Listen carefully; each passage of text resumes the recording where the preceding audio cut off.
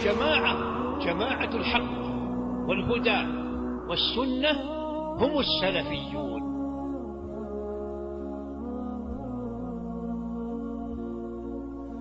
إن الحمد لله نحمده ونستعينه ونستغفره ونعوذ بالله من شرور أنفسنا ومن سيئات أعمالنا.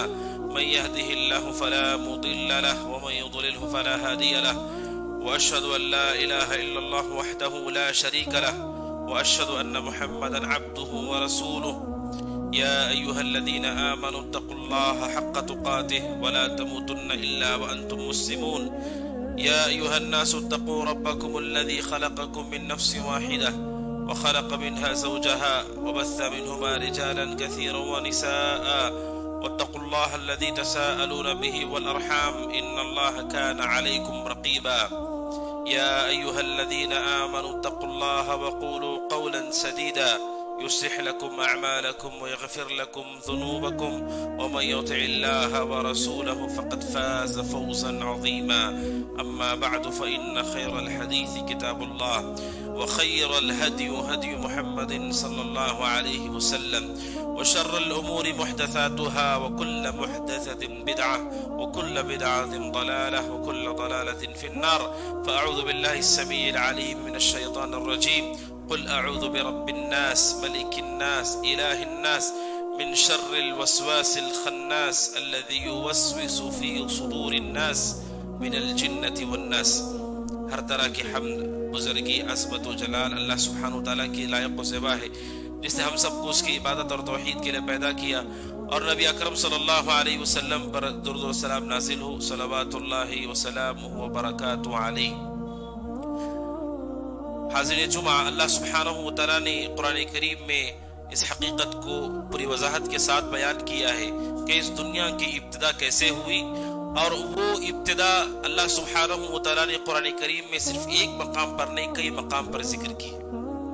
سب سے پہلے انسان حضرت آدم علیہ السلام کی تخلیق، اس واقعے کو قرآن نے تکرار کے ساتھ ذکر کیا ہے تو اس کی اہمیت کے سبب، اور اس کے ساتھ ایک اہم نام جو آپ نے تکرار کے ساتھ سنا ہے وہ نام ہے ابلیس، جسے ہم شیطان کہتے ہیں۔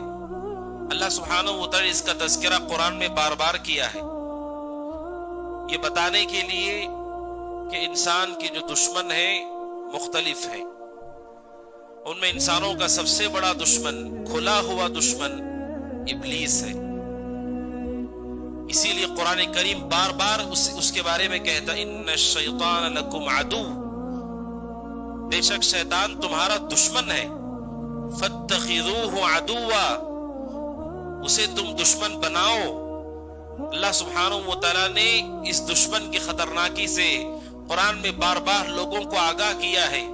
یہ معمولی دشمن نہیں ہے، بلکہ کہا کہ وہ تمہارا کھلا ہوا دشمن ہے، عدو مبین۔ دشمنی ایک کھلی ہوئی ہوتی ہے، اور خطرناک دشمنی وہ جو چھپی ہوئی ہو کہ انسان زبان سے عمل سے ظاہر نہیں کر رہا ہے لیکن دل میں وہ دشمنی دبائے ہوئے ہے، اس کا شر اور نقصان زیادہ ہوتا ہے کیونکہ سامنے والے کو اس کا اندازہ نہیں ہے کہ دشمن ہے، وہ اسے اپنا ساتھی اور دوست سمجھ رہا ہے۔ اس لیے قرآن کہتا ہے کہ دشمن ہے وہ، اور دشمن بھی کھلا ہوا دشمن ہے، لیکن مسئلہ یہ ہے کھلا ہوا تو دشمن ہے لیکن وہ ہمیں نظر نہیں آتا ہے۔ انہو یراکم ہوا وقبیلہ من حیث لا ترونہم، اللہ کہتا بے شک شیطان اور اس کا پورا قبیلہ، جتنے شیاطین ہیں وہ تمہیں دیکھ سکتے ہیں اور تم انہیں نہیں دیکھ سکتے۔ دشمن تو کھلا ہے لیکن دشمن نظر نہیں آ رہا ہے کہ دشمن کہاں ہے اور کس راستے سے ہم پر حملہ کرے گا۔ اسی لیے قرآن نے اس کے بارے بار بار کہا کہ کھلا دشمن ہے، عدو مضل مبین، کہا کہ وہ دشمن بھی ہے، گمراہ بھی ہے اور کھلا ہوا بھی ہے۔ اس کی دشمنی بڑی خطرناک دشمنی ہے، اور انسانیت کی ابتدا سے اس کی دشمنی ہے اور قیامت تک اس کی دشمنی جاری ہے۔ لہٰذا اس کے مکر اور اس کے فتنے سے ہر مومن کو اللہ کی پناہ مانگنا چاہیے، ڈرنا چاہیے اس فتنے سے، اور بچنے کے لیے پورے راستوں کو اختیار کرنا چاہیے۔ اور اہل علم کہتے ہیں کہ اس کے لیے مومن کے پاس فقہ اور سمجھ چاہیے ابلیس اور اس کے جو فتنے ہیں، اس کی جو جال سازیاں ہیں، کیسے وہ لوگوں کو گمراہ کرتا ہے، اس کے لیے فقہ چاہیے، علم چاہیے. اسی لیے علماء نے مختلف کتابیں صرف ابلیس، شیطان اور اس کے مکر پر لکھی ہیں، جو احادیث میں مذکور ہے، جو قرآن میں مذکور ہے، تاکہ لوگوں کو معلوم ہو سکے کہ معمولی دشمن نہیں، بہت بڑا دشمن ہے، کھلا ہوا دشمن ہے. اور اس واقعے کو قرآن نے نقل کیا ہے کہ جب اللہ سبحانہ وتعالی نے آدم علیہ السلام کو اپنے دونوں ہاتھوں سے بنایا اور کہا وَإِذْ قُلْنَا لِلْمَلَائِكَةِ اسْجُدُوا لِآدَمَ، جب ہم نے فرشتوں سے کہا سجدہ کرو آدم کو، تو سب نے سجدہ کیا الا ابلیس، سوائے ابلیس کے. ابا واستکبر وکان من الکافرین، اس نے انکار کیا اور تکبر کیا اور کافروں میں سے ہو گیا. انکار بھی کیا اس نے اللہ سبحانہ وتعالی کی بات کا، اور تکبر کیا یہ کہہ کر کے کہ انا خیر من، میں تو اس سے بہتر ہوں، تو نے اسے مٹی سے بنایا ہے، مجھے آگ سے بنایا ہے. یہ کہہ کر کے اس نے تکبر بھی کیا، انکار بھی کیا. نتیجے میں کیا ہوا؟ فخرج، اللہ سبحانہ وتعالی کا نکل جا، فإنک رجیم، تو دھتکارا ہوا ہے. اسی لیے رجیم کی صفت اس کے ساتھ بولی جاتی ہے. رجیم کا مطلب جسے اللہ نے رحمت سے دھتکار کر بھگا دیا ہے. اللہ سبحانہ وتعالی نے اسے دھتکار دیا. اس نے اللہ سبحانہ وتعالی سے کیا کہا؟ فَبِعِزَّتِكَ لَأُغْوِيَنَّهُمْ أَجْمَعِينَ. وہ کہتا ہے تیری عزت کی قسم، جتنے یہ ہیں ان سب کو میں گمراہ کر کے رہوں. اور کہا ثُمَّ لَآتِيَنَّهُمْ مِنْ بَيْنِ أَيْدِيهِمْ وَمِنْ خَلْفِهِمْ وَعَنْ أَيْمَانِهِمْ وَعَنْ شَمَائِلِهِمْ. اور کہتا ہے ان سب کو میں گمراہ کروں گا، ان کی سیدھی طرف سے بھی آؤں گا، ان کی بائیں طرف سے بھی آؤں گا، ان کے آگے سے بھی آؤں گا، ان کے پیچھے سے بھی آؤں گا. اور اللہ سے کہتا ہے وَلَا تَجِدُ أَكْثَرَهُمْ شَاكِرِينَ. اور کہتا ہے تو جب انہیں دیکھے گا ان میں سے اکثر تیرے ناشکرے نکلیں گے. اللہ سبحانہ وتعالی سے اس نے یہ بات کہی. اور جب یہ چیلنج اس نے کیا اور اللہ سبحانہ وتعالی کے سامنے جب یہ بات کہی، اس کی ابتدا انہیں وحی سے کی. جب اس نے کہا کہ میں ان سب کو گمراہ کروں گا، شروعات اس نے سب سے پہلے انسان سے کی، سب سے پہلی عورت سے اس نے شروعات کی. دشمنی کی شروعات کے ساتھ اس پر عمل بھی شروع ہو گیا. قرآن کہتا ہے اللہ سبحانہ وتعالی نے آدم کو، حوا کو جنت الخلد میں داخل کیا، ہمیشہ کی جنت، جو جنت کے ہر طرح کی نعمت اور راحت کی جگہ ہے، جنت میں داخل کیا. اور کہا وَإِذْ قُلْنَا لِآدَمَ، جب ہم نے آدم سے کہا اُسْكُنْ أَنْتَ وَزَوْجُكَ الْجَنَّةَ، تم بھی تمہاری بیوی بھی جنت میں رہو اور تم جو چاہے کھاؤ پیو اور عیش و عشرت کے ساتھ رہو. وَلَا تَقْرَبَا هَذِهِ الشَّجَرَةَ فَتَكُونَ مِنَ الظَّالِمِينَ، بس اس درخت کے قریب نہیں جانا، اس کے پھل کو نہیں کھانا. اگر تم نے ایسا کیا فَتَكُونَ مِنَ الظَّالِمِينَ، تو تم ظالموں میں سے ہو جاؤ گے، یعنی نافرمان ہو جاؤ گے. اللہ نے پوری چھوٹ دی اور ایک چیز سے منع کیا، کہا وَلَا تَقْرَبَ هَذِهِ الشَّجَرَةَ، ایک درخت سے روک دیا. اب دیکھیے شیطان کا شر، فتنہ کتنا خطرناک ہے. سب سے پہلے انسان، سب سے پہلی خاتون حضرت آدم علیہ السلام جو اللہ کے برگزیدہ نبی ہیں، سب سے پہلے انسان کو کیسے اس نے بہکایا، کیسے ان کو اس راستے سے دور کیا اس نے. قرآن کریم کہتا ہے فَوَسْوَسَ لَهُمُ الشَّيْطَانُ، شیطان نے ان کے دل میں وسوسہ ڈالا. شیطان کا سب سے بڑا حربہ ہے، سب سے بڑی طاقت، سب سے بڑا ہتھیار جو ابلیس کے پاس، شیطان کے پاس ہے، وہ وسوسہ ہے. اس کے پاس یہ طاقت ہے کہ وہ دلوں میں بات ڈال سکتا ہے جسے انسان سوچنے لگتا ہے، کیونکہ اللہ سبحانہ وتعالی نے اسے اتنا اختیار دیا ہے. ان الشیطان یجری من ابن آدم مجرى الدم، جیسا کہ بخاری کی حدیث ہے، جس طرح خون جسم میں گردش کرتا ہے، جنات اور شیاطین بھی، وہ بھی ہمارے جسم کے اندر گردش کر سکتے ہیں اور وہ خون کی طرح بہہ سکتے ہیں ہمارے جسم کے اندر. اور اس کا سب سے بڑا حربہ وسوسہ ہے، اور وسوسے کی جگہ دل ہے، کیونکہ انسان کی پورے امور کی بنیاد دل ہے. ہر کام انسان دل کے پیچھے چل کر کرتا ہے. آپ کو کوئی بھی کام کرنا ہو، پہلے آپ سوچتے ہیں پھر آپ کرتے ہیں. اگر آپ کا دل کہتا ہے چھوڑ دو، آپ چھوڑ دیتے. آپ کا دل کہتا ہے نہیں چھوڑنا، آپ نہیں چھوڑتے. آپ کا دل کہتا ہے خرچ کرو، آپ کرتے. آپ کا دل کہتا ہے نہیں کرنا تو آپ نہیں کرتے. آپ کا دل کہتا ہے اٹھنا ہے ابھی تو آپ اٹھ جائیں گے. آپ کا دل کہتا ہے نہیں اٹھوں گا تو آپ نہیں اٹھیں گے. انسان اپنے قلب کے پیچھے ہوتا ہے. اسی لیے پیارے رسول نے کہا انسان کے جسم ایک حصہ ایسا ہے، وہ صحیح ہوگا تو پورا جسم صحیح ہوگا، کیونکہ انسان اپنے دل کے پیچھے چلتا ہے. کسی کے دل میں کوئی بات ہو وہ اسی کے پیچھے چلتا ہے. اگر کسی کے دل میں یہ بات ہو کہ لوگ اچھے نہیں ہیں تو پورے لوگوں کے ساتھ معاملہ برائی کرتا ہے. کیونکہ اس کے دل میں یہ بات ہے کہ لوگ اچھے نہیں ہیں. اسی لیے شیطان کو یہ معلوم ہے چونکہ انسان کا دل اصل ہے اور دل کی بات تو سنتا ہے اور دل کے پیچھے وہ چلتا ہے. سب سے بڑا حربہ اس کا وسوسہ ہے کہ وہ خیال ڈالتا ہے دل کے اندر. اب بیٹھے ہوئے کوئی کام آپ کے پاس نہیں, اچانک گناہ کا خیال آپ کے دل میں آتا ہے. یہ کہاں سے یہ وسوسہ دل کے اندر پیدا ہوتا ہے؟ یہ شیطان کا سب سے بڑا حربہ ہے. کیا کیا اس نے؟ حضرت آدم اور حوا علیہ السلام وسوسہ کیا, اور وسوسہ اس کا بڑا حربہ ہے. اور وسوسے کے ساتھ شیطان کا مکر یہ ہے کہ گمراہی کے دو راستے ہوتے ہیں. دو راستے ہیں, ایک شبہات کا راستہ, ایک شہوات کا راستہ.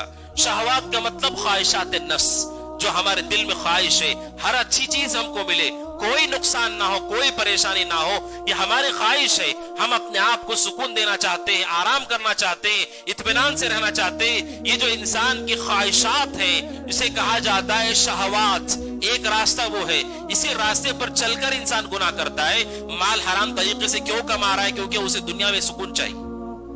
بدکاری کے راستے پہ کیوں جا رہا ہے؟ کیونکہ اسے جسم کو سکون پہنچانا ہے. انسان شہوات کے راستے پر جا کر گناہوں کی قسم پوری کرتا ہے. اور دوسرا راستہ ہوتا ہے شبہات کا. شبہات کا مطلب اللہ سبحانہ و تعالیٰ کے دین سے وہ گمراہ ہو جاتا ہے, لیکن اسے نہیں معلوم پڑتا ہے کہ وہ گمراہ ہے. جیسے بدعات ہے, بدعات کرنے والے کو نہیں معلوم کہ وہ گمراہ ہے, وہ نیکی سمجھ کر رہا ہے. تو گناہ کے دو ہی راستے ہیں دنیا میں. ایک شبہات کا راستہ کہ گمراہ ہے پھر بھی نہیں معلوم کہ وہ گمراہ ہے, گناہ کر رہا ہے لیکن نہیں معلوم کہ ایک گناہ ہے, وہ نیکی سمجھ کے کر رہا ہے. ایک گناہ کا راستہ خطرناک شبہات کا راستہ ہے, اور دوسرا راستہ شہوات کا ہے, خواہشات کا راستہ ہے. یہ دو راستوں سے کوئی بھی انسان گمراہ ہوتا ہے. دنیا میں دو ہی قسم کی گمراہی ہے, یا تو وہ اللہ سے دور شہوتوں میں, لذتوں میں, بے حیائی میں برباد ہوگا, یا نہیں تو پھر وہ بدعات میں, شرک اور کفر میں تباہ ہوگا. دو راستوں سے انسان گمراہ ہوتا ہے, اور شیطان ان دونوں راستوں کو اچھی طرح اس کی باریکی کو جانتا ہے. بلکہ اہل علم نے کہا شیطان انسان کے دل کو سونگ کر دیکھتا ہے کہ اس کا میلان کس طرف ہے. بعض لوگوں کا میلان دین کی طرف نہیں ہے, دین کی طرف کوئی جھکاؤ نہیں ہے ان کا, تو انہیں مسلسل اسی شہوت کے راستے میں لگائے رکھتا ہے. اسی شہوت کے راستے میں وہ جو دنیا ہے ان کی اور بے حیائی ہے اسی میں لگائے رکھتا ہے. اور جن کے دل کے بارے میں وہ سونگ لیتا ہے کہ اس کو دین کا شوق ہے, اسے پھر وہ بدعات میں, کفر میں, ضلالتوں میں, گمراہی میں داخل کرنے کی کوشش کرتا ہے. یہ دو راستے ہوتے ہیں. قرآن کہتا ہے حضرت آدم علیہ السلام کو, حوا کو کیسے اس نے اس درخت کے قریب پہنچایا. اللہ سبحانہ و تعالیٰ کہتا ہے شیطان نے پہلے وسوسہ کیا, اور وسوسہ کر کے کیا کہتا ہے کہ میں تمہیں ایک ایسا درخت بتاؤں, اہل ادلکم علی شجرۃ الخلد وملک لا یبلا, میں تمہیں ایسا درخت بتاؤں جو درخت تم اس کے پھل کو کھا لو گے تو ہمیشہ رہو گے اسی جنت میں, اور فرشتے بن کر رہو گے, تمہیں کبھی یہاں سے نکالا نہیں جائے گا. سب سے پہلے خواہش پیدا کی ان کے دل میں. آدم علیہ السلام جنت میں ہیں, ان کی بیوی جنت میں ہے, جنت کی نعمتوں میں ہے, لیکن شیطان نے خواہش داخل کی اب جنت میں تو ہو, نہ جانے کب تک ہو, اور فرشتے بھی تم نہیں ہو. کہا اگر تمہیں فرشتہ بننا ہے, اگر تمہیں جنت میں ہمیشہ رہنا ہے تو پھر تم جنت اس درخت کے قریب چلے جاؤ. اور کہتا ہے اسی لیے تمہارے رب نے روک رکھا ہے کہ اگر تم اس پھل کو کھا لو گے تو تم فرشتے ہو جاؤ گے اور ہمیشہ جنت میں تم رہو گے. پہلے ان کے دل میں خواہش کو پیدا کیا, اور پھر کیا کیا, وَقَاسَمَهُمَا إِنِّي لَكُمَا لَمِنَ النَّاصِحِينَ, پھر قسم کھا کر کے کہا, دونوں سے قسم کھا کر کے کہا اللہ کی قسم میری بات مانو, میں تمہارا سب سے بڑا خیر خواہ ہوں, میں تم دونوں کا بھلا چاہتا ہوں. قسم کھائی اللہ کی تاکہ اللہ کا نام سن کر کے حضرت آدم اور حوا کو بھروسہ ہو اس کے اوپر. یہ شبہات تھے, شبہات کے راستے کو اس نے اختیار کیا کہ قسم کھائی اللہ کی. حضرت آدم کو نہیں معلوم کہ کوئی آدمی اللہ کی جھوٹی قسم کھا سکتا ہے, اور جھوٹ بول رہا ہے وہ, اگرچہ کہ قسم کھا رہا ہے اس کی بات سچی نہیں, اللہ کا نام استعمال کر رہا ہے. قسم کھا کر کہتا ہے کہ میں تمہارا بڑا خیر خواہ ہوں. خواہش بھی پیدا کی اور اللہ کا نام بتا کر کے ان کے دل میں شبہ بھی ڈالا, اور اس طرح سے اس نے شہوات اور شبہات دونوں راستے کو اختیار کر کے آدم علیہ السلام کو اور حوا علیہ السلام کو مائل کیا. اور جب انہوں نے درخت کو کھا, اس پھل کو کھا لیا, جیسے ہی کھایا ان کا لباس اتر گیا. جیسے لباس اتر گیا وہ جنت کے پتوں लोगों से अपने जिस्म को छुपाने लगे। और अल्लाह सुब्हानहू व तआला ने कहा कि मैंने मना किया था उस दरख्त के फल को खाने से, और उन दोनों को इस दुनिया में भेज दिया गया जो कि दारुल इब्तिला है, आजमाइश का घर है, परेशानियों की जगह है। अल्लाह ने इस दुनिया में उन्हें भेज दिया। यह और बात है कि बाद में उन्होंने तौबा की, तौबा को अल्लाह ने कबूल कर लिया। लेकिन शैतान का मकर आप देखिए, जब सबसे पहले इंसान को, अल्लाह के नबी को और उनकी अहलिया को किस तरीके से उसने बहकाया और कैसे उसने समझाया और अपनी बात मनवाई। आप सोचिए शैतान का फितना कितना खतरनाक फितना है। शहवत के रास्ते से भी आता है, शुबहात के रास्ते से भी आता है, दोनों रास्तों को एक साथ वो इख्तियार करता है। हमें नहीं मालूम कि किस रास्ते पर है। एक शख्स जो कि सऊदी अरब में किसी दहशतगर्दी के कामों में पकड़ा गया, और जब उससे आलिम दीन ने नसीहत की, समझाया और कहा कि तुमने ऐसा क्यों किया, मुसलमानों की जगह है, मुसलमान मुल्क है, वहां पर धमाका करके कत्ल करके क्या हासिल होगा, कौन सी जन्नत मिलेगी अपने ही लोगों को मार कर। दहशतगर्दी के बारे में उसे पूछा कि आखिर तुम ऐसे क्यों हो गए, क्या सबब है उसके पीछे। वो कहता है कि मैं पहले बहुत गुनहगार था, कोई गुनाह ऐसा नहीं जो मैंने छोड़ा हो, हर गुनाह मैंने किया। फिर मुझे अफसोस हुआ कि मेरी जिंदगी जहन्नम है, कोई गुनाह नहीं जो मैंने छोड़ा है, कब तक मैं ऐसे जिंदगी गुजारूं। मैंने चाहा कि मैं तौबा करके अल्लाह के रास्ते में वापस लौटूं। मेरी मुलाकात एक गुमराह आलिम से हुई और मैंने अपनी पूरी तफसील, जिंदगी का पूरा कारनामा उसके सामने रखा। उसने कहा तुमने इतने गुनाह कर लिए, इतनी नाफरमानियां कर ली, अगर तुम्हें चाहते हो कि तुम्हारी मगफिरत हो तो तुम जाओ ये दहशतगर्दी का काम करो, मुसलमानों के इलाके मुसलमानों को ही मार दो। अगर तुमने ऐसा कर लिया तो अल्लाह सुब्हानहू व तआला तुम्हारी मगफिरत कर देगा। कहता है कि मैंने मगफिरत की उम्मीद में कि अल्लाह तबारक व तआला मेरे गुनाहों को माफ कर दे, इस दहशतगर्दी के काम के लिए मैं तैयार हो गया।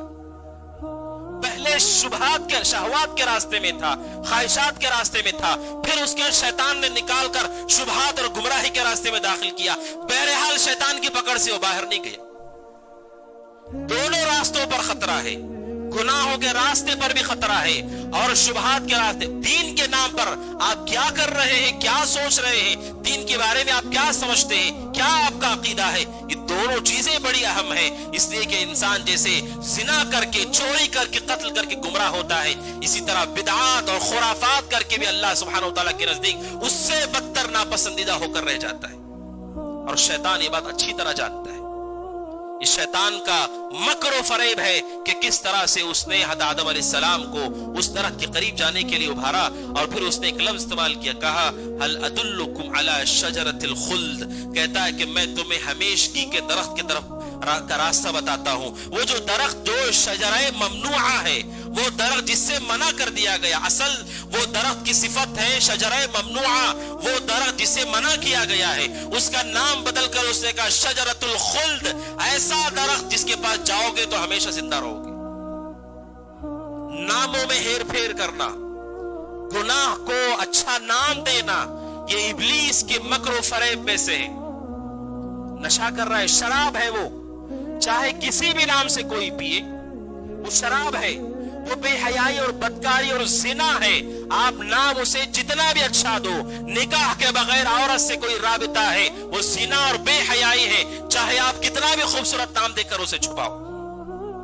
शैतान का ये मकर है कि वो गुनाह पर नाम बदल करके दूसरा ऐसा लेबल लगाता है कि लोगों को वो बड़ा जाजिब महसूस होता है। इसीलिए प्यारे रसूल ने पेशन गोई कि आपने कहा उम्मत में ऐसे लोग पैदा होंगे कि जो शराब पिएंगे, लेकिन शराब का नाम बदल के कोई और नाम दे देंगे उसको। आज आप देखिए मुसलमान नौजवान शराब वो पी रहे हैं, नशा वो कर रहे हैं, लेकिन नाम उसका बदल दिया है। नाम उसका आप कोई भी रखो, अगर वो नशा पैदा कर रहा है वो हराम है। शैतान का मकर फरेब और शैतान की दुश्मनी ऐसी दुश्मनी है, कयामत तक के लिए वो इंसानों को गुमराह करने के लिए आया है और पूरी चौक और पूरी नशात के साथ उसमें लगा हुआ है। प्यारे रसूल ने फरमाया अलैहिस्सलातु वस्सलाम, इंसान की हर काम में शैतान हाजिर होता है, ہر کام میں شیطان حاضر ہوتا ہے. حتیٰ کہ پیارے رسول نے کہا اگر کوئی آدمی اپنی بیوی سے ملاقات کرتا ہے اور ملاقات کے وقت دعا پڑھتا ہے اللہم جنبنا الشیطان وجنب الشیطان ما رزقتنا، اے اللہ مجھے بھی اور اگر اس ملاقات سے مجھے اولاد ہونی ہے اس اولاد کو بھی شیطان سے بچا. کہا اللہ کے نبی نے پھر شیطان اسے نقصان نہیں پہنچاتا، یعنی بیوی شوہر کی ملاقات پر بھی وہ حاضر ہوتا ہے.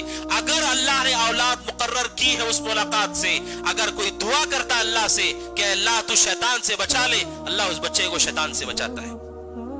دنیا میں آنے سے پہلے اور آنے کے بعد بخاری مسلم کی حدیث ہے ما من مولود یستحل صارخا، آپ نے کہا بخاری مسلم کی حدیث میں کہ جو بھی بچہ پیدا ہوتا ہے اور وہ چیخ مار کے جو روتا ہے، آپ نے کہا حقیقت میں وہ چیخ مس الشیطان ہے، شیطان اسے آ کر کچوگا لگاتا ہے. جس کے درد سے بچہ روتا ہے، آپ سائنس کے اعتبار سے کوئی بھی اس کا معنی کیجئے، لیکن پیارے رسول نے کہا سب سے پہلے جو دنیا میں آنے کے بعد بچہ روتا ہے وہ شیطان کے کچوکے کی وجہ سے، چھونے اور مارنے کی وجہ سے بچہ روتا ہے. یعنی پیدائش کے ساتھ وہاں وہ موجود ہے، اسے گمراہ کرنے کے لیے، اسے بھٹکانے کے لیے.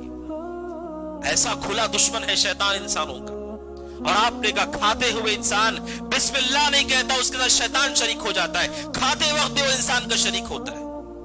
گھر سے نکلتا ہے، گھر سے نکلنے کی دعا پڑھتا ہے، تب شیطان کنارے ہوتا ہے، ورنہ وہ وہاں بھی آپ کا انتظار کر رہا ہے. ہر وقت وہ انسان کے ساتھ لگا ہوا ہے کہ کسی بھی طرح اس کو راہ راست سے بھٹکا دیا جائے، گمراہ کر دیا جائے. اور نبی اکرم صلی اللہ علیہ وسلم نے یہاں تک کہا، صحیح مسلم کی حدیث میں آپ نے کہا ابلیس جو کہ اصل شیطان ہے جسے اللہ سبحانہ وتعالی آسمان سے دھتکار کر بھیجا، وہ ابلیس اس کا تخت، اس کا عرش ایک پانی پر ہے، پانی پر ہے، سمندر پر اس کا تخت ہے. وَيَبْعَثُ سَرَایَاهُ، اور اس کی ذریت ہے، اولاد ہے، اس کے وزیر ہے، اس کا لشکر ہے، اور وہ باقاعدہ اس لشکر کی ترتیب دیتا ہے اور وہ انسانی آبادیوں میں انہیں بھیجتا ہے اور انہیں آپس میں گفتگو اور یہ بھی کہتا ہے کہ کس نے کیسے گمراہ کیا کسی کو اور کس طریقے سے گمراہ کیا، وہ بھیجتا بھی ہے اور اس کی تفصیل بھی طلب کرتا ہے. یعنی ابلیس اکیلا نہیں ہے، اس کے ساتھ پورا اس کا لشکر ہے، جنات میں سے اور جنات کے پیروکار انسانوں میں سے بھی اس کا لشکر ہے جو لوگوں کو گمراہ کرتا ہے. نبی اکرم صلی اللہ علیہ وسلم فرماتے ابلیس اپنے تخت پر ہوتا ہے اور لوگوں کو، شیطانوں کو بھیجتا ہے لوگوں کو گمراہ کرنے کے لیے. اور جب واپس آتے ہیں ان سے پوچھتا ہے تم نے کیا کیا، کوئی کہتا ہے میں نے ایسا کیا، میں نے ویسا کیا، اس کی بات سنتا رہتا ہے. پھر ایک ابلیس اس سے، شیطان اس سے کہتا ہے ابلیس سے ما ترکت حتی فرقت بینہ وبین زوجہا، کہتا ہے ایک شیطان کہ میں بیوی شوہر کے ساتھ برابر لگا رہا، برابر ان کے پیچھے لگا رہا، یہاں تک کہ میں نے ان دونوں کو الگ الگ کر دیا، دونوں کو میں نے الگ الگ کر دیا، برابر ان کے پیچھے لگا رہا. پیر رسول کہتے ہیں ابلیس خوش ہو کر کے کہتا ہے نعم انت، کتنا اچھا تو ہے. اور امام احمد کہتے ہیں پھر وہ ابلیس اس شیطان کو اپنے گلے لگاتا ہے، اسے چمٹ لیتا ہے، کیونکہ اس نے سب سے بڑا کام کیا، بیوی شوہر کو توڑ دیا. دونوں کا ٹوٹنا گھر کا ٹوٹنا ہے اور گھروں کا ٹوٹنا خاندان کا ٹوٹنا ہے، اور اس کے بعد کی جو ان کی زندگی تباہ ہوگی سو ہوگی. شیطان خوش ہو کر کے کہتا ہے تو سب سے اچھا ہے اور اسے اپنے گلے لگا لیتا ہے. اور بلکہ ابن حبان کی روایت میں پیر رسول نے کہا ابلیس کے پاس تاج ہے اور وہ سب سے بڑے گمراہ کرنے والے شیطان کو تاج پہناتا ہے. جس طرح بادشاہ اپنے سب سے قریبی کو اچھا کارنامہ کرنے والے کو انعام دیتا ہے، پیر رسول نے کہا ابلیس کے پاس تاج ہے اور وہ کہتا ہے جو آج کسی انسان مسلمان کو گمراہ کر کے لوٹے گا میں اسے تاج پہناؤں گا. اور اللہ کے نبی نے تفصیلی حدیث بیان کی. ابلیس کہتا ہے، ایک شیطان آ کے کہتا ہے میں نے ماں باپ اور اولاد کے درمیان جدائی ڈال دی. ابلیس کہتا ہے اچھا کام کیا تم نے، لیکن بہت اچھا نہیں، کیونکہ اب وہ الگ ہے، بعد میں مل جائیں گے. آپ نے کہا آخر میں ایک شیطان کہتا ہے کہ میں ایک مسلمان کو بھڑکاتا رہا ورغلاتا رہا، یہاں تک کہ اس نے سامنے والے کا قتل کر دیا. پیر رسول کہتے جب ابلیس کو پتا چلتا ہے کہ اتنا اس کے ایک چیلے نے بھڑکایا مسلمان کو کہ سامنے والے کو قتل کر دیا، پیر رسول کہتے فیلبس التاج، سارے شیاطین کے سامنے ابلیس اسے تاج نکال کر کے اسے پہناتا ہے اس کی عزت افزائی کے لیے. کیونکہ قتل کر دیا، اب معافی کہاں سے مانگو گے؟ وہ تو جس کو مارا گیا، جس سے معافی مانگنی تھی، وہ دنیا میں ہے ہی نہیں. سب سے مشکل بات ہے یہ کہ جس سے ہمیں اپنا معاملہ درست کرنا ہے وہ دنیا میں ہے ہی نہیں. ابلیس خوش ہو کر کے اسے اپنا تاج پہناتا ہے. یہ ابلیس کا مکر اور فریب ہے. پیر رسول نے علیہ الصلوۃ والسلام لوگوں کو اس کے مکر سے، اس کے فریب سے لوگوں کو آگاہ کیا، اور اس کے جو طریقے ہیں وہ علماء کو گمراہ کرتا ہے، اس کا ایک خاص طریقہ ہے. علم والوں کو گمراہ کرنے کا خاص طریقہ ہے، اور جو خواہش پرست ہیں ان کو گمراہ کرنے کا خاص طریقہ ہے. کچھ لوگوں کی خواہش ہوتی ہے، کچھ لوگوں کے دل میں کبر ہوتا ہے، تکبر سے کیسے اسے تباہ کرنا اسے معلوم ہے. کسی کو علم پر غرور ہوتا ہے، اسے کیسے گمراہ کرنا ہے اسے معلوم ہے. کسی کو خواتین کی طرف رغبت زیادہ ہوتی ہے، کیسے اسے عورتوں کے راستے سے برباد کرنا ہے اسے معلوم ہے. کسی کو مال کی لالچ ہوتی ہے، مال کے راستے سے کیسے اسے تباہ کرنا ہے اسے معلوم ہے. ہر ایک انسان کا جو میلان ہے گناہ کی طرف، ہر آدمی گناہ نہیں کرتا ہے، کوئی آدمی چند گناہ نہیں کرتا، دوسرے گناہ وہ کرتا ہے. اسے معلوم ہے کہ کس گناہ کی طرف یہ جھکا ہوا ہے، اسی گناہ میں اسے تباہ کرتا ہے، اسی گناہ میں وہ برباد کرتا ہے اسے، یہاں تک کہ انسان خائب و خاسر ہو جاتا ہے. اسی لیے شریعت اسلامیہ نے شیطان کے شر، قل اعوذ برب الناس، قرآن کی سب سے جو آخری صورت ہے، اس صورت میں ہمیں کیا سکھایا گیا؟ کس سے پناہ مانگ رہا ہے مومن، کس سے پناہ مانگ رہا ہے مسلمان؟ آپ اندازہ کرو کہ شیطان کا شر معمولی نہیں ہے، اس کا فتنہ معمولی نہیں ہے. سب سے آخری صورت قرآن کی، قل اعوذ برب الناس، میں پناہ مانگتا ہوں اس رب سے جو لوگوں کا رب ہے، ملک الناس، اور سارے لوگوں کا وہ بادشاہ ہے، الہ الناس، سارے لوگوں کا معبود ہے، من شر الوسواس الخناس، میں اس شیطان کے شر سے اللہ کی پناہ مانگتا ہوں جو خناس ہے. خناس کا مطلب شیطان، خناس اسے کہتے ہیں کہ جو دیکھتا ہے انسان کو، اگر وہ اللہ کے ذکر میں ہے تو پیچھے چلا جاتا ہے. خناسہ کا مطلب پیچھے چلا جانا، اور دیکھتا ہے کہ اس کا دل خالی ہے تو فوراً آگے بڑھتا ہے. اسے کہتے خناس کہ وہ پہلے دل کو دیکھتا ہے، اگر دل میں اللہ سبحانہ وتعالیٰ کا ذکر نہیں ہے، خالی اور فارغ دل ہے، اس دل کی طرف وہ آگے بڑھتا ہے. اس لیے ابن قیم رحمۃ اللہ نے کہا عشق کا فتنہ اور بے حیائی کی فتنے میں کون مبتلا ہوتا ہے؟ وہ نوجوان مبتلا ہوتا ہے جس کا دل اللہ کی محبت سے خالی ہوتا ہے. پہلے وہ دیکھتا ہے اس کے دل میں اللہ سبحانہ وتعالیٰ کی محبت نہیں، پھر وہ آگے بڑھتا ہے. اگر اللہ موجود ہے، اللہ سبحانہ وتعالیٰ کی محبت موجود ہے، اللہ سبحانہ وتعالیٰ کی تعظیم موجود ہے، تو پھر پیچھے ہٹ جاتا ہے. خناس یہ شیطان کا خاص وصف ہے کہ وہ اللہ سبحانہ وتعالیٰ کے بارے میں پہلے دیکھتا ہے، اگر وہ ہے تو پیچھے ہٹ جاتا ہے. اسی لیے پیر رسول نے کہا علیہ الصلوۃ والسلام، اللہ سبحانہ وتعالیٰ نے کہا من شر الوسواس الخناس الذی یوسوس فی صدور الناس، اور اس کا سب سے بڑا حربہ، اے اللہ ہم پناہ مانگتے ہیں کہ وہ ہمارے دلوں میں وسوسہ ڈالے، خیالات ڈالے. یہی وسوسہ سوچ بنتا ہے، اور یہی سوچ سے ارادہ ہوتا ہے، پھر ارادے سے کوئی بھی کام ہوتا ہے. پہلے انسان، کسی بھی آدمی نے کوئی غلطی کی مثلا، پہلے وہ آپ کے دل میں وسوسہ ڈالے گا کہ اس کو چھوڑنا نہیں، اس کو چھوڑنا نہیں، اور پھر یہ سوچ ارادے میں بدلتی، ارادہ کرتا ہے کہ ہاں میں نہیں چھوڑوں گا، پھر وہ ارادہ عمل میں تبدیل ہوتا ہے کہ واقعتاً وہ ایسا ہی کرتا ہے. اسی لیے شریعت کہتی ہے انسان کو چاہے اپنے عقل کی حفاظت کرے، اپنی عقل کو شیطان کے حوالے نہ کرے، گمراہ لوگوں کے حوالے نہ کرے. انسان کو اپنی عقل پر قابو رکھنا چاہیے کہ اس کی عقل پر شریعت کی حکومت ہو، کتاب و سنت کی حکومت ہو، وحی کی حکومت ہو. ورنہ ایسے کمزور عقل والے جنہوں نے عقل لوگوں کے ہاتھ میں دیا ہے، اور لوگ جو اسے کہتے وہ سوچتا ہے، وہ مانتا ہے، وہ سمجھتا ہے، شیطان جو اسے سمجھاتا ہے وہ سوچتا ہے، سمجھتا ہے. یہ کمزور شخص ہے جس نے اپنی عقل دوسروں کے حوالے کی ہے. اسی لیے قبیلے کے سردار کو رئیس کہا جاتا ہے. رئیس کا مطلب وہ جو انسان کے دماغوں پہ حکومت کرتا ہے. عام بھیڑ کو آپ دیکھیے، کوئی بھی جاہل آ کر کے لوگوں کو بھڑکائے فوراً بھیڑ تیار ہو جاتی ہے. اس کا مطلب بھیڑ میں موجود لوگ، ان کے پاس عقل کی پختگی نہیں ہے، انہوں نے اپنی عقل کو سامنے والے کے حوالے کیا ہے. اس لیے ہر پکارنے والے کے پیچھے لوگ ہوتے ہیں. دنیا میں کوئی بھی فساد ہو، ہر فساد میں جو لوگوں کی بھیڑ ہوتی ہے، وہ عقل ان کے ہاتھ میں نہیں ہے، وہ عقل پکارنے والے کے ہاتھ میں ہے. شریعت کہتی ہے اپنی عقل کی حفاظت کیجیے. اتنی کمزور عقل نہیں ہونا چاہیے. کوئی بھی آدمی کان بھرے اسی کے مطابق وہ سوچ رہا ہے، اسی کے مطابق وہ عمل کر رہا ہے. شریعت کیوں ہے؟ شریعت کس لیے ہے؟ اللہ کی وحی کس لیے ہے؟ اس وحی سے طے ہوگا. بولنے والا جو بھی بولے، شیطان کوئی بھی خیال ڈالے، اللہ کی وحی سے طے ہوگا کہ میں جو کر رہا ہوں وہ صحیح ہے کہ نہیں ہے، میری سوچ صحیح ہے کہ نہیں ہے، میرا عقیدہ صحیح ہے کہ نہیں. اللہ کی وحی سے طے ہوگا. لوگوں کے حوالے اپنی عقل مت کیجیے، شیطان کے حوالے اپنی عقل مت کیجیے، کیونکہ شیطان اس سے کھیلتا ہے، لوگوں کو وسوسے ڈالتا ہے، اور وسوسے دھیرے دھیرے انسان کو راہ سے بھٹکانے لگتے ہیں. اسی لیے قرآن کریم کہتا ہے کہ ان الشیطان لکم عدو، بے شک تمہارے لیے شیطان تمہارا دشمن ہے. اور کہا ولا تتبعوا خطوات الشیطان، شیطان کی خطوات کی پیروی کرنے سے بچو. خطوات کہتے ہیں کہ دھیرے بتدریج وہ کام کرتا ہے، دھیرے دھیرے وہ کام کرتا ہے. بخاری میں آپ نے ایک مثال بھی دیا، آپ نے کہا کوئی آدمی بیٹھا ہوا ہے، پہلے آ کر کے کہتا ہے من خلق کذا، اس کو کس نے پیدا کیا، اس کو کس نے پیدا کیا. شروع ایسے کرتا ہے، اس نے کس کو پیدا کیا. مومن سوچتا اللہ نے پیدا کیا. شروعات یہاں سے کرتا ہے، پھر آگے پوچھتے پوچھتے کہتا من خلق اللہ، پھر اللہ کو کس نے پیدا کیا.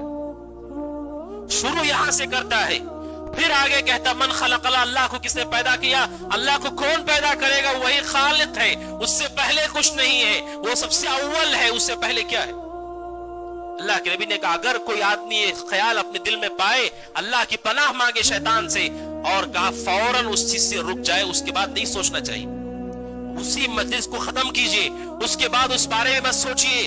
آپ نے کہا ثم لینتہی، فوراً رک جاؤ، کیونکہ سوچ اگر اس کے حوالے کرو گے دھیرے دھیرے دھیرے تو بھی یہاں تک وہ لے کر کے جائے گا. اس سے پہلے بھی آپ کے سامنے بات آئی کہ جو خوارج ہیں جنہوں نے صحابہ سے جنگیں کی، آج بھی امت اسلام جن کے شر سے، فتنے سے، نقصان سے پریشان ہے کہ پورے کے پورے لڑ رہے، عالم اسلام میں ہی لڑ رہے اور مسلمانوں کو ہی مار رہے. کیسے یہ ممکن ہوا کہ ایک مسلمان کا قاتل بن گیا؟ کیسے ممکن ہے یہ؟ ابو امامہ باہلی رضی اللہ عنہ نے کہا یہ شیطان ہے جو انسانوں کے دلوں سے کھیلتا ہے، ایسے کھیلتا ہے کہ انہیں وہاں تک لے آتا ہے کہ جہاں سے لوٹنا بڑا مشکل ہو جاتا ہے. یہ شیطان کا کھیل ہے، اس کا مکر ہے، اس کا فریب ہے، وہ الگ الگ راہوں سے لوگوں کے پاس آتا ہے. اور ابن الجوزی رحمۃ اللہ علیہ نے ایک واقعہ نقل کیا ہے ایک شخص کے بارے میں جو بڑا پریشان حال تھا، اسے مال کی ضرورت تھی، مال کی حاجت تھی، اور اس نے خواب میں دیکھا کہ دراہم اسے چاہیے مال. اس نے خواب میں دیکھا کہ مال سے بھری ہوئی تھیلی سڑک کے کسی کنارے پر رکھی ہوئی ہے. وہ خواب سے جاگا اور وہ چلتے ہوئے گیا تو اسے اسی جگہ پر وہ تھیلی ملی، اور جب اس نے اٹھا کر کے دیکھا تو اتنے ہی اس میں درہم تھے جتنے کی اسے ضرورت تھی.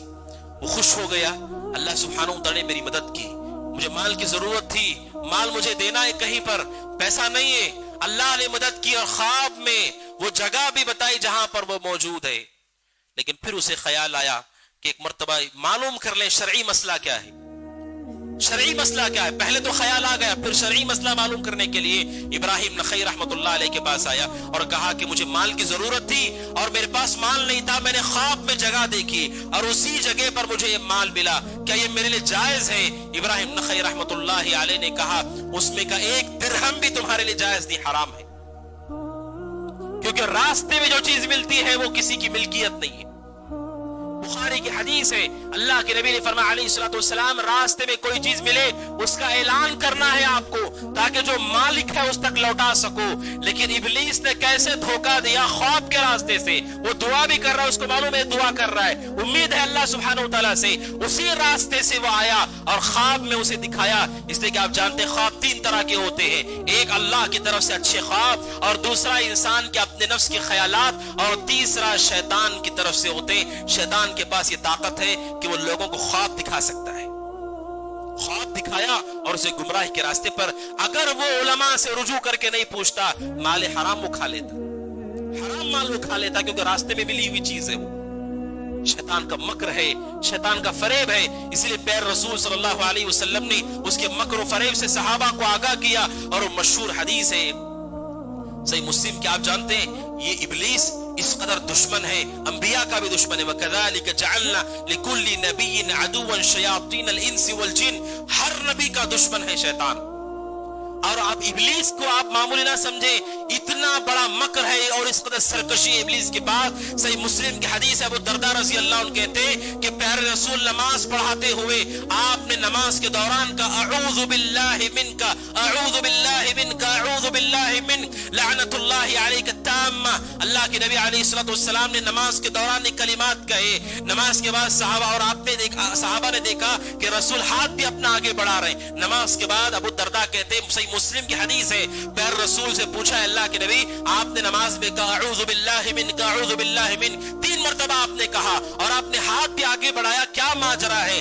آپ نے کہا ان عدو اللہ ابلیس، آپ نے کہا اللہ کا جو دشمن ابلیس ہے وہ آگ کا شعلہ لے کر کے میرے پاس آیا تاکہ وہ مجھے جھلسا سکے اس آگ سے، اور میں نے اللہ کی پناہ مانگی اس سے، اور اللہ سبحانہ و تعالیٰ نے رسول کو اذیت دینے کی طاقت اس کے پاس نہیں دی ہے۔ اللہ کے نبی نے فرمایا کہ میں نے ہاتھ آگے بڑھا اسے پکڑنے کے لیے، اگر سلیمان کی دعا نہ ہوتی علیہ السلام کہ حضرت سلیمان کو جنات پر بھی قدرت تھی، انسانوں پر بھی قدرت تھی، اور سلیمان علیہ السلام نے کہا تھا اللہ جو حکومت تو نے مجھے دی ہے جنات اور انسانوں پر، میرے بعد کسی کو نہیں دینا۔ آپ نے کہا میرے بھائی سلیمان کی اس دعا کو یاد کیا میں نے، اس لیے چھوڑ دیا، ورنہ ابلیس کو میں پکڑ کر کے میں کسی ستون سے باندھ دیتا اور مدینہ کے بچے اسے اذیت پہنچا سکتے تھے۔ اب سوچئے اللہ کے نبی کو ابلیس شعلہ لے کر کے جا رہا ہے اذیت پہنچانے کے لیے، اب اللہ کے نبی کے ساتھ اس کی دشمنی ہے، تو سوچئے ہمارے ساتھ اس کی کیسے دشمنی ہے۔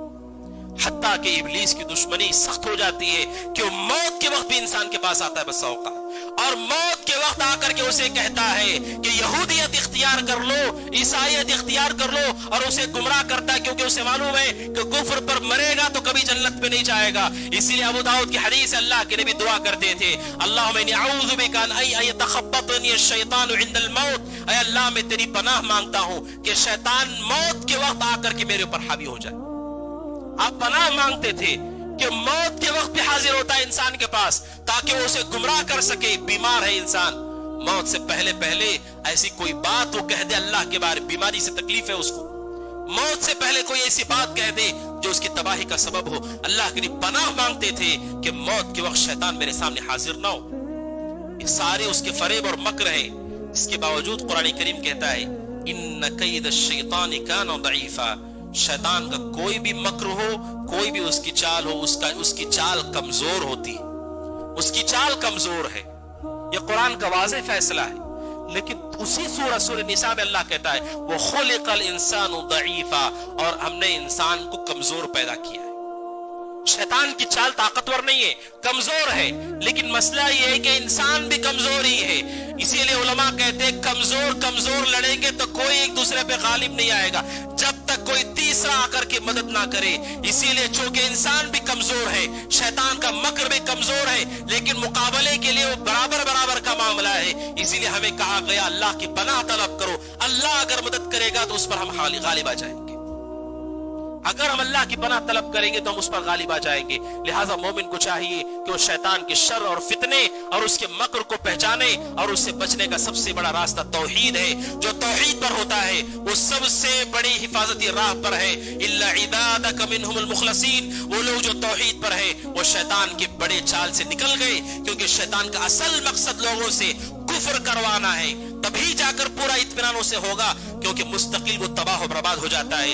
اس لیے توحید سب سے بڑا راستہ ہے، اور اس کے علاوہ اللہ سبحانہ و تعالیٰ سے دعا، اللہ سبحانہ و تعالیٰ سے پناہ طلب کرے، کیونکہ اس دشمن کو ہم دیکھ نہیں سکتے، ہم نہیں جانتے کس راستے سے وہ آئے گا، اور جیسے میں نے کہا وہ آگے سے بھی آتا ہے، پیچھے سے بھی آتا ہے، دائیں سے بھی آتا ہے، بائیں سے بھی آتا ہے، ہر طرح سے وہ آتا ہے۔ لہٰذا اللہ کی پناہ طلب کرنا اور اللہ سبحانہ و تعالیٰ کی فرمانبرداری کرنا یہ وہ راستہ ہے جس سے ہم شیطان سے بچ سکتے ہیں۔ اللہ سبحانہ و تعالیٰ سے دعا کہ اللہ سبحانہ و تعالیٰ ہمیں شیطان کے مکر سے، فریب سے، اس کے چالوں سے ہم سب کی حفاظت فرمائے۔ اللہ سبحانہ و تعالیٰ ہماری پوری زندگی اور بالخصوص موت کے وقت اللہ تبارک و تعالیٰ شیطان کی سازشوں سے، مکر سے ہم سب کی حفاظت فرمائے۔ اللہ سبحانہ و تعالیٰ شیطان کی ہر راہ سے ہم سب کو دور رکھے اور صراط مستقیم پر ہم سب کو قائم و دائم رکھے، جب تک ہمیں دنیا میں رکھے، ایمان پر رکھے، عمل صالح پر رکھے، اپنے پاس بلائے، اس حال میں بلائے۔ اللہ تبارک و تعالیٰ ہم سے راضی ہو، ہم اللہ سبحانہ و تعالیٰ سے راضی ہوں۔ اقول قولی هذا واستغفر الله لي ولكم ولسائر المسلمين من كل ذنب وخطيئة فاستغفروه إنه هو الغفور الرحيم۔ وقل جاء الحق وزهق الباطل إن الباطل كان زهوقا۔